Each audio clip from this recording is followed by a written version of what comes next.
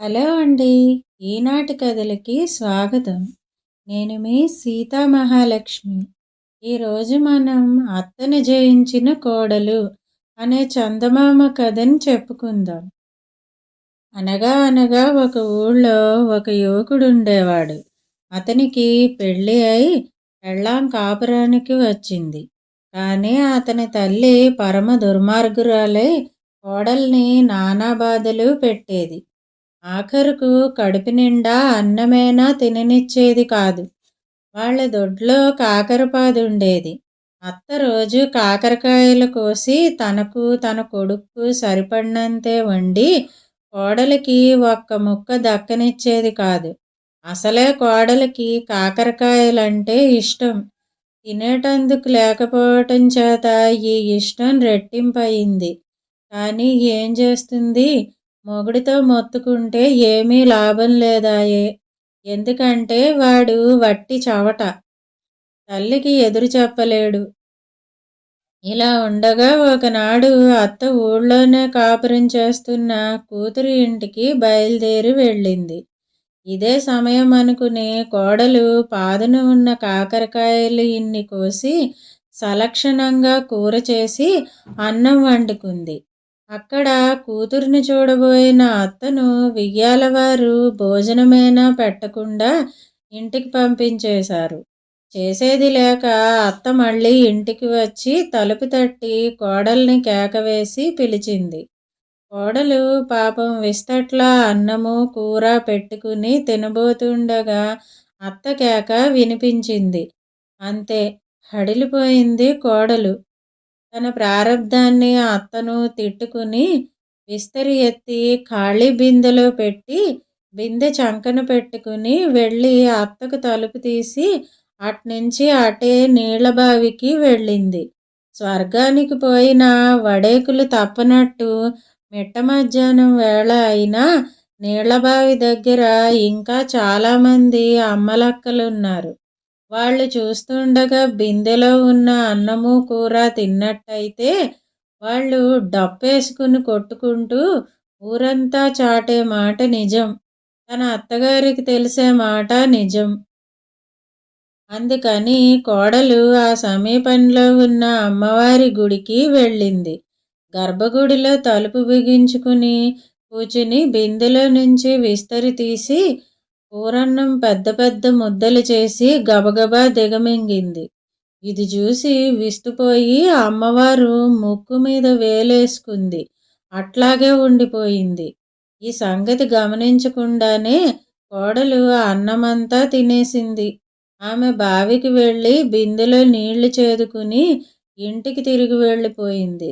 ఆ సాయంకాలం పూజారి మామూలు ప్రకారం అమ్మవారి గుడికి వచ్చి అమ్మవారు ముక్కును వేలేసుకుని ఉండటం చూసి కొయ్యబారిపోయాడు. కొంతసేపటికి అర్చకుడు స్పృహ తెలుసుకుని గబగబా రాజుగారి దగ్గరికి వెళ్ళి మొరపెట్టుకున్నాడు. మహారాజా, ఘోరం, దేశానికి పెద్ద అరిష్టం కలిగింది అన్నాడు పూజారి గాబరా పడుతూ. ఏం జరిగింది అని అడిగాడు రాజుగారు. అమ్మవారు ముక్కును వేలేసుకుంది అన్నాడు పూజారి. ఈ వింత చూడడానికి రాజుగారు సకుటుంబంగా బయలుదేరి వచ్చాడు. ఈ లోపల ఊళ్ళో వారంతా గుడి దగ్గర చేరారు. అమ్మవారి ముక్కు మీద వేలు చూసి అందరూ నిర్ఘాంతపోయారు. వారు కూడా ముక్కును వేలేసుకున్నారు. ఇది నిజంగా దేశానికి చెరుపే. అమ్మవారి ముక్కు మీద నుంచి వేలు దించిన వారికి 1000 ఇప్పిస్తాను అన్నాడు రాజు. ఎందరో ప్రయత్నించారు కానీ ఏమీ లాభం లేకపోయింది. కోడలు రాజుగారి దగ్గరికి వెళ్ళి అమ్మవారి ముక్కు మీద వేలు తాను దింపిస్తానన్నది. రాజు సరేనన్నాడు. కోడలు ఉత్తబిందె తీసుకుని అమ్మవారి ఆలయానికి వెళ్ళింది. గర్భగుడి తలుపులు మూసి అమ్మవారి దగ్గరికి వెళ్ళి బిందె పైకెత్తి, మొగుడు చాటు పెళ్ళాలుంటారు, అత్తచాటు కోడళ్ళుంటారు. నువ్వేం ఆడపుట్టుక పుట్టలేదా? అత్త కోడలను పెట్టే బాధలేమిటో నీకు తెలీదా? నా అత్త నన్ను పెట్టే హింసలు నీకు తెలీదా? ఏనాడైనా నేను కడుపు నిండా అన్నం తినడం నువ్వు చూసావా? నిన్నే కదా నీ దగ్గర తిన్నాను. ఒకరిని చూసి ముక్కును వేలేసుకునే మాయరోగమేంటి నీకు? వేలు దించుతావా? బిందెతో నెత్తిమీద ఒక్కటి పెట్టమంటావా? అని అడిగింది కోపంగా. వెంటనే అమ్మవారు ముక్కు మీద వేలు దించేసింది. పూజారి ప్రాణం కుదుటపడింది. రాజు కోడలికి 1016లు, పసుపు, కుంకుమ, చీర, రవికే మొదలైనవి కానుకలుగా పంపించాడు. ఇక ఊళ్ళో వాళ్ళిచ్చిన కానుకలకు లెక్కే లేదు. అది మొదలు ఊళ్ళో వాళ్ళు ఆ అమ్మవారి జాతరలు మాని కోడిపుంజుల్ని, గొర్రె పొట్టేళ్లను కోడలకే ఇచ్చిపోసాగారు. ఇవన్నీ చూస్తున్న అత్తకి మొహం మొండిచాటంత అయింది. కోడలి మీద ఈర్ష్యతో రగిలిపోయింది. ఆమెకు ఈర్ష్య, అసూయతో పాటు కోడలి మీద భయం కూడా పట్టుకుంది. ఆవిడ ఒకనాడు కొడుకును పిలిచి వాడితో రహస్యంగా, పెళ్ళాం మహాశక్తిరా బాబు, దానితో నువ్వేం కాపురం చేస్తావు? దానికి కోపం వచ్చిందంటే నిన్ను నన్ను కూడా విరుచుకు తింటుంది అని ఆదుర్దాగా అన్నది. నేనేం చేసేదమ్మా, ఇదివరకు నాకు నువ్వంటేనే భయంగా ఉండేది. ఇప్పుడు నా పెళ్ళామన్నా హడ్లుగానే ఉందే అమ్మా అన్నాడు కొడుకు పిచ్చి మొగం వేసి. కనుకనే మనం యుక్తిగా దాన్ని మారణహోమం చేసేద్దాం.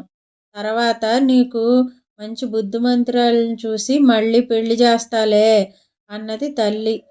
నీ ఇష్టం, నువ్వేం చెయ్యమంటే అది చేస్తాను అన్నాడు కొడుకు ఏడుపు మొగంతో. ఒకనాడు రాత్రి కోడలు నిద్రపోతుండగా తల్లి కొడుకులు చేరి ఆమె చేతులు కాళ్ళు కట్టేశారు. అరవకుండా ఆమె గొంతులో గుడ్డలు కుక్కారు. తర్వాత దాన్ని ఒక చాపలో చుట్టి శ్మశానానికి మోసుకుపోయారు. కొడుకు శ్మశానంలో దొరికిన పుల్లలు, మండలు పోగు చేసి తెచ్చి కాష్టం పేర్చాడు. కానీ నిప్పు లేదు. సమయానికి శ్మశానంలో శవం కూడా ఏదీ కాలటం లేదు. నువ్వు ఇంటికి పోయి నిప్పు పట్టుకురా అన్నది తల్లి. నేను ఒక్కడిని వెళ్ళలేను, ఈ చీకటంటే నాకు భయం అన్నాడు కొడుకు. అయితే నే వెళ్ళి తీసుకొస్తా, నువ్విక్కడే ఉండు అన్నది తల్లి. నేను ఒక్కడిని ఇక్కడ ఉండలేను, నాకు భయం అన్నాడు కొడుకు. చేసేది లేక ఇద్దరు ఇంటికి బయలుదేరారు. ఈ సమయంలో కోడలు స్పృహ వచ్చి మెల్లిగా చేతికట్లు విడిపించుకున్నది. చాపలో నుంచి బయటకు వచ్చింది. కాళ్ళకట్లు ఊడదీసుకున్నది. ఒక ఈతబొండును చాపలో చుట్టి మళ్ళీ చుట్టను చితిమీద పెట్టి తానొక చెట్టు ఎక్కి కూర్చుంది. అంతలో ఆమెకు నిద్ర పట్టేసింది.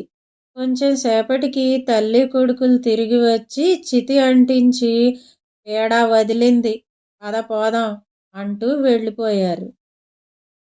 మరి కాసేపటికి ఇద్దరు దొంగలు ఎక్కడో నగలు, పట్టుబట్టలు, డబ్బు దొంగతనం చేసి వచ్చి మన కోడలు ఎక్కి నిద్రపోతున్న చెట్టు కింద ఆగి చితి వెలుగులో సొమ్ము పంచుకోసాగారు.